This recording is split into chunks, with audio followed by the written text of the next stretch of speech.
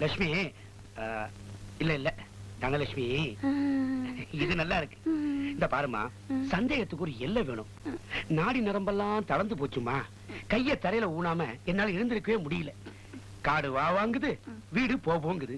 ஐயோ சம்பந்தியம்மா, இப்படி ஒண்ணுமே தெரியாம ஏமாளியா இருந்தா அப்படி?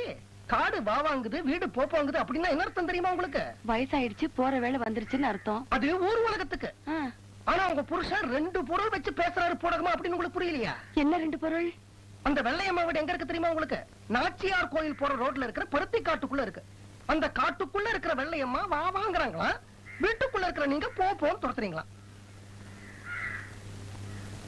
சம்பந்தியம்மா, நீங்க பொம்பளை, வயசாயிடுச்சுன்னு சொல்லி உங்களை ஏமாத்தலாம், என்ன ஏமாத்த முடியாது. நான் பேப்பர்லாம் படிக்கிறேன். ரஷ்யால ஒரு 70 வயசு கிழவனுக்கு இரட்டை குழந்தை பிறந்திருக்கு. என்ன யோசிக்கிறீங்க? ஒருவேளை இவருக்கு இரட்டை குழந்தை பிறந்திருக்கும்னா வீட்டுக்குள்ள ஒரு குழந்தை தானே வந்திருக்கு, அப்ப இன்னொரு குழந்தை எங்க?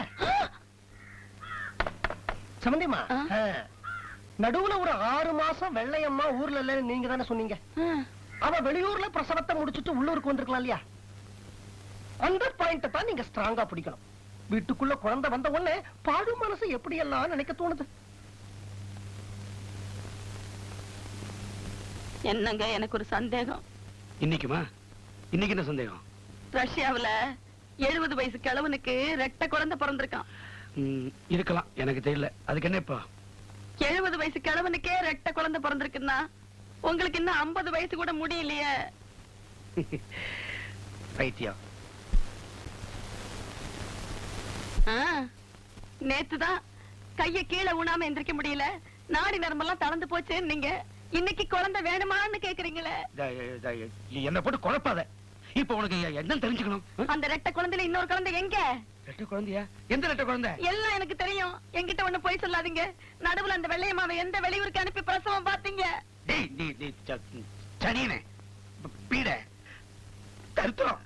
ஆமாங்க, கல்யாணம் ஆன புதுசுல குலோப்பு ஜாமுன் மாதிரி இருக்கேன்னு சொன்னீங்க.